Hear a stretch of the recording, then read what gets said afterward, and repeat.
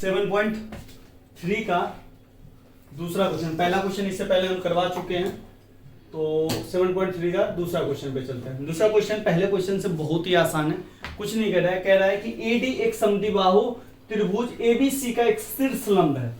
मतलब क्वेश्चन कह रहा है कि एबीसी एक त्रिभुज है, एबीसी, इसका एक शीर्ष लंब है एडी। भाई सिंपल है, शीर्ष लंब है एडी, तो ऐसे ही गया होगा, तो ये हो गया एडी शीर्ष लंब बोला है।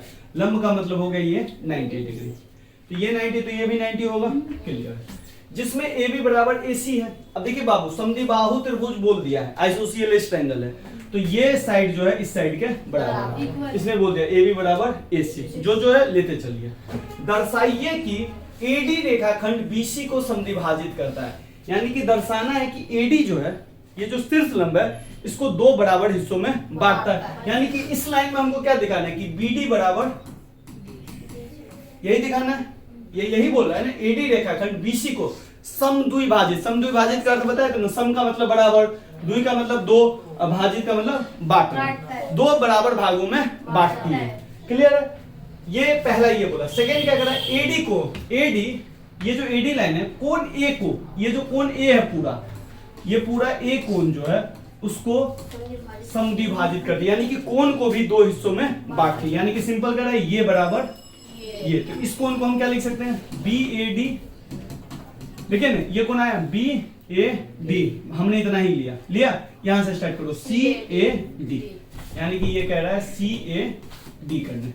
बात समझ गए, बस इतना कह रहा है। अगर आपने ध्यान से अगर पहला किया होगा तो सेकंड कर लीजिएगा, क्योंकि इसमें ये दोनों बात कह रहा था पहले ही कि ए और डी को बराबर बांट रहा है और बीसी का समद्विभाजक है, तो इसमें कोई दिक्कत नहीं है। अब देखिए सिंपल से आपको खोजना क्या है, आपको क्या कह रहा है, बीडी बराबर डीसी। ध्यान से देखिए तो बीडी जो है इस ट्रायंगल में, इस साइड वाले में, और डीसी जो है इस ट्रायंगल में। सेम ये एंगल भी इस ट्रायंगल में और ये एंगल भी उस ट्रायंगल।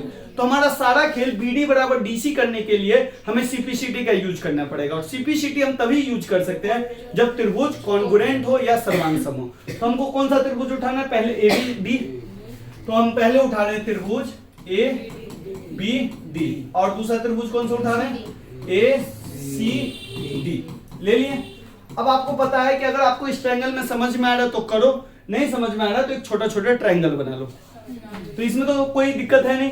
तो चलिए लेते हैं, दिया क्या है, ए बी इसमें और ए सी इसमें, तो लिख दिए ए बी बराबर ए सी।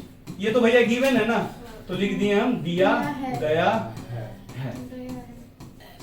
चलिए ध्यान से देखिए, तो ये शीर्ष लंब है, क्वेश्चन ने खुद बोला है शीर्ष लंब, लंब ये 90 डिग्री हो गया हुआ, तो इस ट्रायंगल में बी डी ए 90 है, तो इस ट्रायंगल में सी डी ए 90 है, तो इस ट्रायंगल में हम ले लिए बी डी ए बराबर सी डी ए बराबर 90 डिग्री। ये एस हो गया, ये ए हो गया, एक साइड ए डी दोनों में, तो इसको हम लिख दिए ए डी बराबर ए डी। ये तो बड़ा आसान हो गया, देख, तो एस ए एस, त्रिभुज ए बी डी सर्वांगसम या कॉन्ग्रुएंट त्रिभुज ए सी डी। और आप जानते हैं कि जब दो त्रिभुज सर्वांगसम होता है तो इसका कॉरस्पॉन्डिंग साइड सभी इक्वल होता है, कॉरस्पॉन्डिंग साइड और कॉरस्पॉन्डिंग एंगल्स। तो सिंपल है सीपीसीटी, जैसे हम सीपीसीटी लिखेंगे तो क्या आएगा, बीडी बराबर डीसी। इसका ये मतलब हुआ कि एडी ने बीसी को समद्विभाजित किया। कोई दिक्कत, ये लिखने का अलग शब्द हो गया।